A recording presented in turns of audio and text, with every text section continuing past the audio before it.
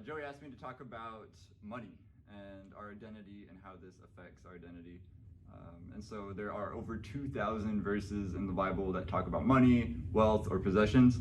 And so in order to try to make it easier for you guys, maybe it's like making it harder, but anyway, just to kind of give you more access to the information without making this like a 10-hour long video, I made a Google form that you can try out, and you will go in and then you can kind of explore at your own pace, and then you can see if you want to read a bunch of the scriptures, if you want to kind of skim through them, and just so that you can kind of be seeing like, what is the Bible saying about this?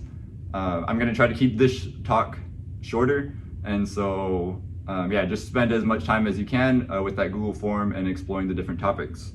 So let's see, there's over 2,000 verses in the Bible about money, and about 15% of what Jesus talked about was mentioning money, not necessarily directly saying like, this is how you spend each cent that you have. However, he was covering the ideas of like, money is valuable, you want money. Or he's covering the idea that like, people are greedy and they're doing things that are just for money. And one of his most concise verses, and again, you can check out all the other verses in the form, but one of his most concise verses is, no one can serve two masters. Either you will hate one and love the other, or you will be devoted to one and despise the other. You cannot serve both God and money. And so this is I guess this is really a big talk. It's a very serious issue. When he's describing money, he's describing it as a master. This isn't just something that you experience. This isn't just something that kind of happens and, oh well, it's not that big of a deal. It's serious. And Jesus, when he talks about money, he says very serious things. And if you look through the form, some of them are like, dang, what the heck, I can't believe Jesus said that. He's that serious about it. And so you're gonna have to make a choice. You're gonna have to make a decision. Fun fact about me is right now I'm studying to become a therapist, and one of the quotes that we looked at, just like kind of right before the chapter, and they really get into all the details about how to be a therapist, it was a quote by some other therapist that said, it's not hard to make decisions when you know what your values are. And so this is really my challenge for you guys, is to look at your values and really consider, what is it that is driving your decision making? Is it wealth or is it God? And so I'm hoping that the Google form, again, gives you just that chance to reflect and really be thinking about this. Honestly, it's kind of like when you buy shoes and you start looking at everybody else's feet to see like, oh, what shoes are they having? Like, are my shoes cooler or not? It's kind of like that with the Bible when you realize how much the Bible talks about wealth. And really, wealth is kind of like this, it's just this life-changing thing where it can be something that you're chasing instead of God. And so it really is something that if you're not struggling with it right now, you need to start struggling with it in your brain at least, and start really working through, how am I gonna start making these decisions when I have money? Okay, so it's easy to see this verse, you cannot serve both God and money, and be thinking of people like Jeff Bezos. So in case you don't know, he's the richest person in the world, like $143 billion. And he gets this money because he owns stock in Amazon, and because he's the founder, and so the stock of that company is worth a lot, and so he's worth a lot. And so people look at Jeff Bezos and they're like, man, this guy's so greedy. He needs to turn the AC on more in the warehouse. He needs to pay the warehouse workers more. And he's just trying to get as much money as he can out of his company. And so we look at that guy and we say, wow, that guy is greedy. It's the people that own stuff, that are in control of the economy. Those are the greedy people, but it's not me. If you're listening to this, you're probably a high school student, I'm hoping, because this is the high school channel. And so you're thinking, I'm just a high schooler. How much money do I have? This can't be about me. I can't be serving money. And so I'm not going to be making a case for or against Jeff Bezos, but he's just a common person that's seen as greedy. But if you think of greed as just the concept of like, you want more stuff, you want more, it's not enough. You're not being content. You need to put your own possessions over other people's possessions. Then that's when you can start applying it to yourself. This isn't just something for Jeff Bezos. In fact, pretty much the beginning of the Bible is Adam and Eve, and they're being greedy. God's saying, look, here are all the fruit in the whole garden. You can have anything. And they had everything. They're living literally in paradise. And God's like, this is one thing You cannot have. You cannot eat from the fruit that gives you knowledge of good and evil. And what do? I mean, the Bible, I guess, doesn't give us a timeline, but I guess the way that it's written, it really makes it seem like the first thing they did when God left was like, oh, let me check out this tree and eat it. And so this is something that goes back all the way to the beginning of the Bible, is this concept of greed and wanting more. So you might be thinking, greed is just about money. And I used to be an economics teacher where you pretty much just talk about money the whole time.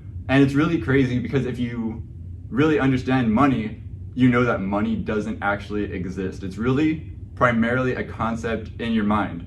So for example, gold was commonly used as money in ancient times, and that's just because gold itself doesn't deteriorate. People used to use things like shells, they used to use rocks, they used to use like a piece of wood you would cut in half. But the thing is, like, what if the piece of wood breaks? Then you don't know that it's money anymore. And so then gold was something that would last a really long time. And now the money that you have is literally just a rag. If you have a dollar bill, it's a rag. And most of the money that we're using is actually just part of a computer. It's literally just the 00101. I don't even know binary, but you know that concept of these are just numbers on a computer. And yeah, it's literally nothing. And so money in actuality is this trust that we have with each other and with society. And so I can give you a piece of a rag and you can give me a car, and I can get to work now. And I can go to work so that I can get more pieces of rags and give that to other people to get food.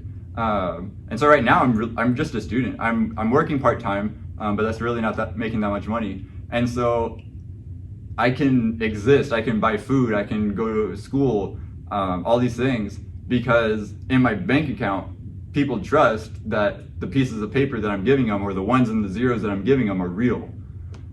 And anyway, it's a pretty crazy concept. And so if you think about it that way, money is really more about earning people's trust and using that power of having other people do stuff for you. And so when we're trying to gain a lot of money, we're really trying to have other people be working for us. And skip. Okay, so going back to that concept of choice, if we're gonna phrase greed in that way, greed is a choice to put yourself before others. So you could be literally selling somebody for sex, like in prostitution, or you could just be forcing somebody to have sex with you, no money involved, and both of those are greedy. You could be getting paid to kill somebody, like a hitman, or you could just kill somebody like Cain did to Abel. Again, back to the beginning of the Bible, Cain killed Abel because he wanted God's approval, and so he had that greed. He wanted something that Abel had. And so these things are going on across the world. They're going on just across the border. They're going on in Laredo, in our hometown, and they're going on in our homes. These are problems that exist in the world, and so I really just kind of want to shift moods. I've been like a little bit hyper and excited, but I really just do want to let you know that this concept, this selfishness, this greed, this pride is really the root of so many problems, which is another Bible verse which says that the love of money is the root of all kinds of evil. It's not the root of evil itself, but it's just that desire to always have more and more and more that causes all these problems. Whether it's literally money that you're chasing after, or it's just power over others, this concept really is so important. It's driving so many evils. And again, I'm trying to keep this video short, so I'm not going to go into all the evils in the whole world, but it is pretty crazy. And to kind of tie this into all the other talks that we've had, we've been looking at Ecclesiastes, which is a really depressing book. And so now we're gonna read. Again, we're shifting the mood to be a little bit more depressed. And so we're gonna look at that. We're gonna look at some depressing verses. So if you want, you can open up to Ecclesiastes chapter 5. And I really want you to imagine what he's saying to try to get that full effect. Like really try to be feeling what he's saying rather than just intellectually reading it. So Ecclesiastes chapter 5, he says, "If you see in a province the oppression of the poor and the violation of justice and righteousness, do not be amazed at the matter. For the high official is watched by an even higher, and there are yet higher ones over them. But this is gain for a land in every way, a king committed to cultivated fields. He who loves money will not be satisfied with money, nor he who loves wealth with his income. This also is vanity. So he's giving you this idea of there's oppressed people and then there's a king. A good king is trying to make sure that there's enough food for everybody. Like, that would be awesome. But he's saying, don't be surprised when it's not that way. Don't be surprised. Don't be like, wow, I can't believe this is happening. Don't be in shock when people are raping each other. Don't be in shock when people are killing each other for money. Don't be in shock when somebody's not making the warehouse cold enough. This is just something that happens. And again, Ecclesiastes is this idea of like, he's not telling you this, he's not writing this book in order to make you feel good. He's writing this book in order to make you aware of what's actually going on in the world. And so he's saying, look, this is just something that happens in the world. Don't be amazed at this.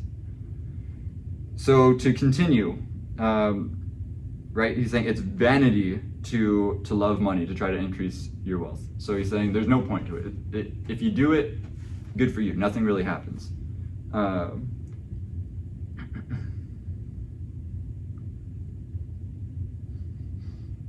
Okay, so the next verse is, when goods increase, they increase who eat them. And what advantage has their owner but to see them with his own eyes? So he's saying basically, you get more stuff, but really you only have so much time in the day. Other people are going to be using your stuff.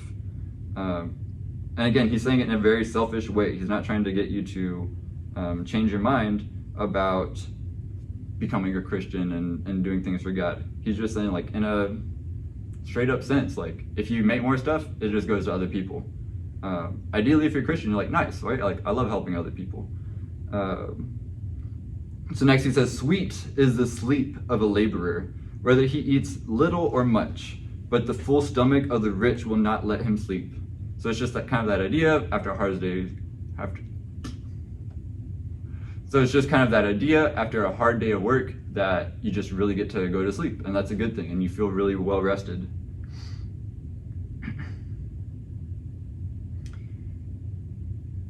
So this next concept that the author of Ecclesiastes brings up is the one that I really want you to imagine. So he says, there is a grievous evil that I've seen under the sun, right? So he's feeling like, man, this just sucks. This is making me feel like crap. And so he says, this is something that I've seen under the sun. Riches were kept by their owner to his hurt. And these riches were lost in a bad venture, right? So this guy is really rich and it's actually hurting this guy. And not only that, but he lost it all. So he made a mistake. And he's the father of a son, but he has nothing in his hand. So he's trying to take care of his kid and he can't. He has nothing to give on to his kid. And so next it says, as he came from his mother's womb, he shall go again. Naked as he came, and shall take nothing for his toil that he may carry away in his hand. This is also a grievous evil. Just as he came, he shall go. And what gain is there to him who toils for the wind? Moreover, all his days he eats in darkness, in much vexation and sickness and anger. And so I really want you to imagine that. This guy has been working his whole life. He's super rich. He's so rich that basically it hurts. More money, more problems. He loses all his money. He's about to die. This whole time he's been working, it's been getting him mad. He's frustrated. He's vexated, so he's just kind of like anxious. He's getting sick because he's just working so hard. And despite all the work that he's done, in the end, he was chasing after the wind, chasing after smoke, something that you can't actually hold on to. It's all gone. Nothing happened.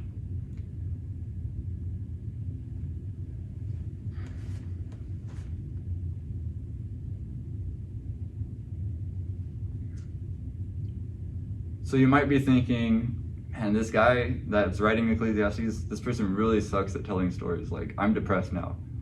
And that's actually what he's good at. He's trying to get you to really feel how life on earth really isn't worth it.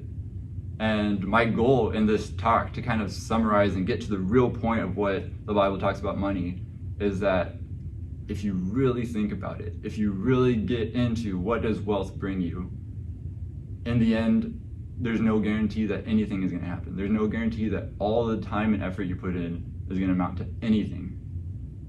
And if you have that awareness, then you can actually live a real life. You can actually go out and do things. You can actually try to help people. You can actually make a difference that does last for eternity, something that isn't smoke. And too often I think Christians read Ecclesiastes and they're like, that guy was super depressed and I'm a Christian, so I don't have to be depressed, so I don't have to think about this. I'm going to heaven, everything's good, and so they move on. And they don't struggle with this concept of, is my life going to be worth anything? And I think if anybody should struggle with this concept, it should be Christians. We have a limited time here on earth to do things.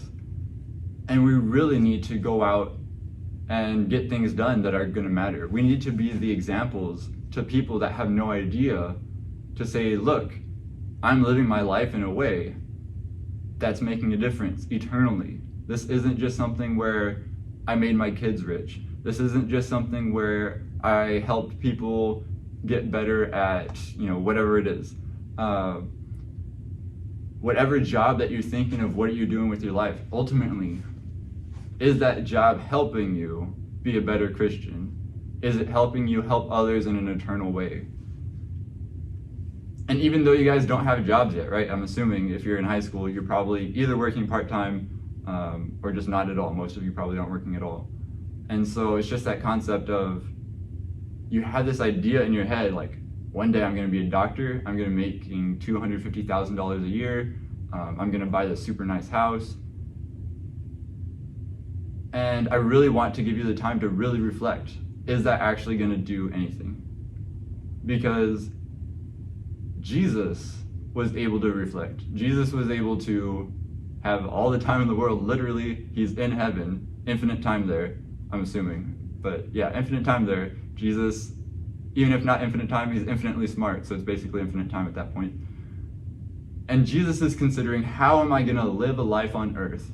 So when Jesus goes to earth, Jesus is coming to Israel to save them, to fulfill God's promises. But when he goes to Israel, he's not there when Solomon is there as the richest king in the history of Israel. He goes there when there is no king in Israel.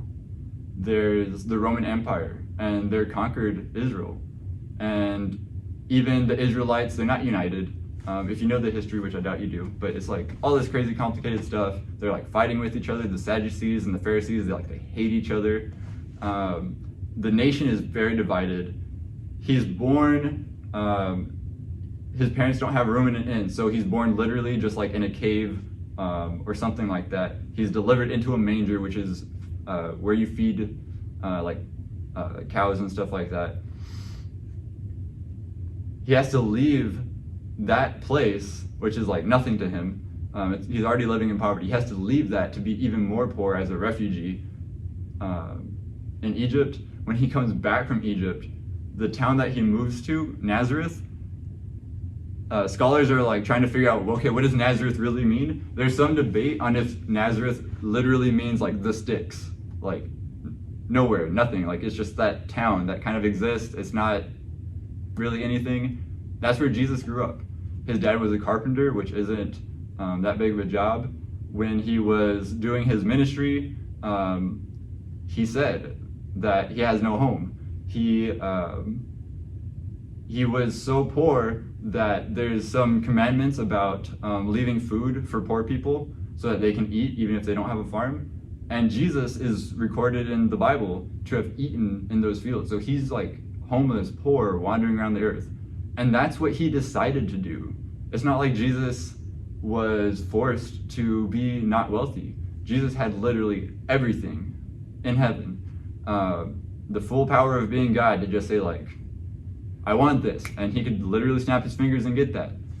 If you look at Matthew chapter 4, that's where the devil literally tempts him. And he says, hey, I know you came to earth, but how about you pretend that you're in heaven again? How about you churn these rocks and make them into bread? And Jesus doesn't, because he came to earth to be a man. And ultimately, yes, he was God at the same time, and he did miracles. But the miracles that he did was to prove that he's Messiah, not to just satisfy himself. And so he purposely chose to not satisfy himself on earth so that he could suffer the way that we did. He chose that. And right now, you're at a point where you're really probably thinking about your future. I know when I was in high school, I had no idea what I wanted to do. And I'm studying to be a therapist, and even as I'm studying to be a therapist, I'm still wondering, like, okay, what will I do? Will I have a private practice? Am I going to try to develop an app? Should I go and research like a PhD?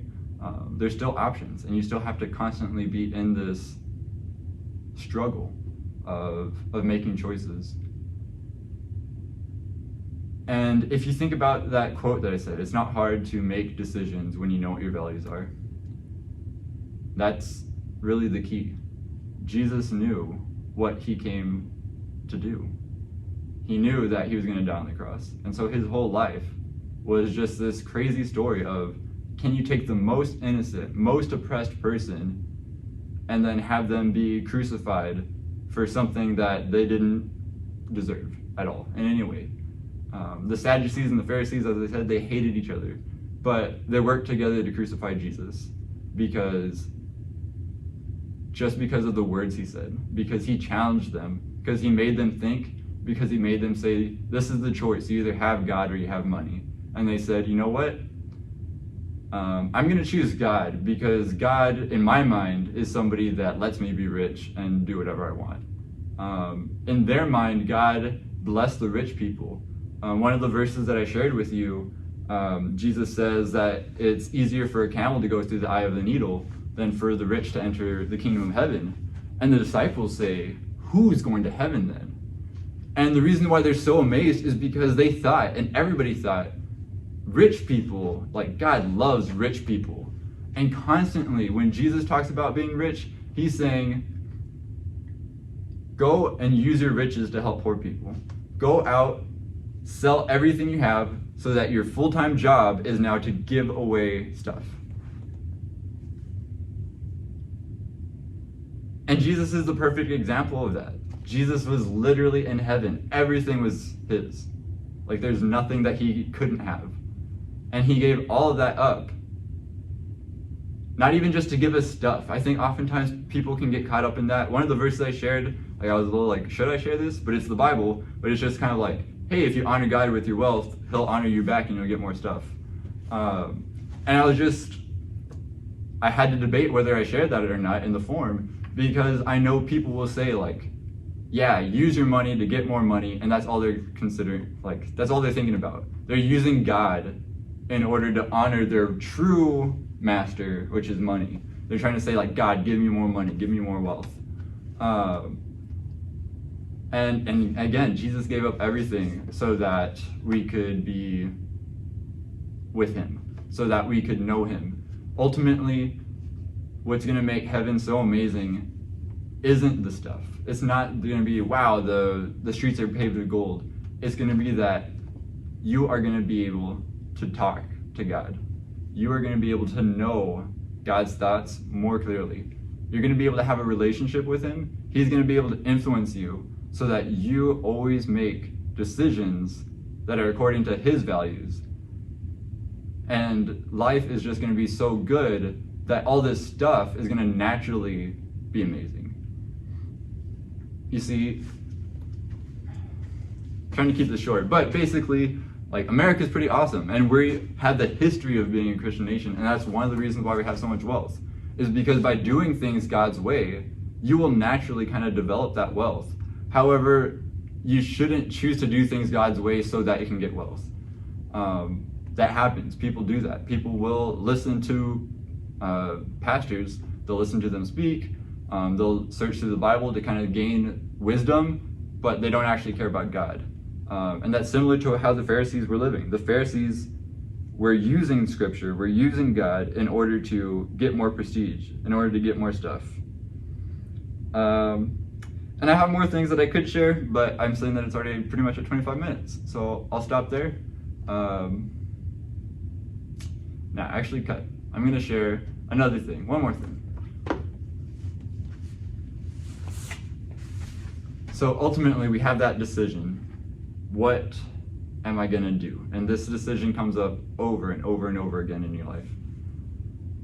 And so just one quick example is I have ADHD.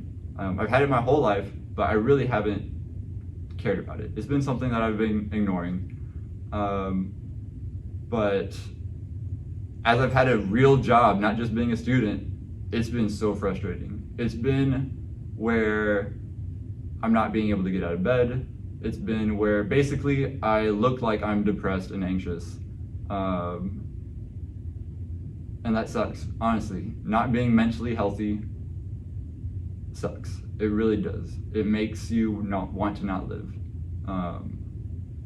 And I'm not saying that I'm suicidal, but I am saying that feeling of not wanting to live sucks.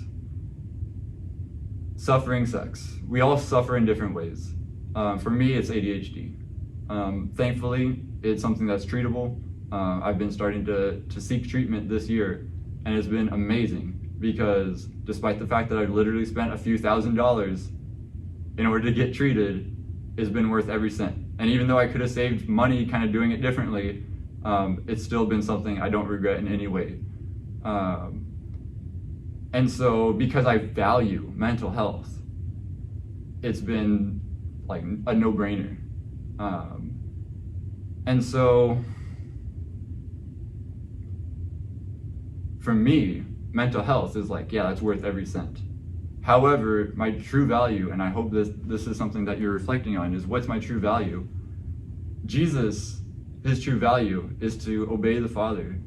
And if you had an infinite amount of money, like if you were Jeff Bezos, he's probably thinking like, man, how can I spend my money so that I could live longer? He's probably trying to live forever. If he could, develop some technology that helps him live longer, I'm sure that he's going to be willing to spend billions, if not all of his money, in order to get that. And would it not be worth every cent to live forever? And so my challenge for you is, Jesus literally teaches you how to live forever. It's not a matter of being wealthy. You don't have to be $144 billion deep in your bank account in order to get that. This is something that's available to anybody. And I really want you to challenge yourself, to struggle, and really get to, am I going to be making decisions based off of my values? And if I'm making decisions that aren't based off of my values, are they really my values? And that's all I got. So I hope you guys have a great week. I hope that if this needs to be edited, which I know it does, I hope that Joey does a great job. And I hope that ultimately you do struggle with this. I hope that you're so struggling with this that you realize that you need to read the Bible more, and that you realize that you need to talk to your leaders more and really kind of struggle and realize that we don't know it all. We need to turn to Jesus. So love you guys. Laters.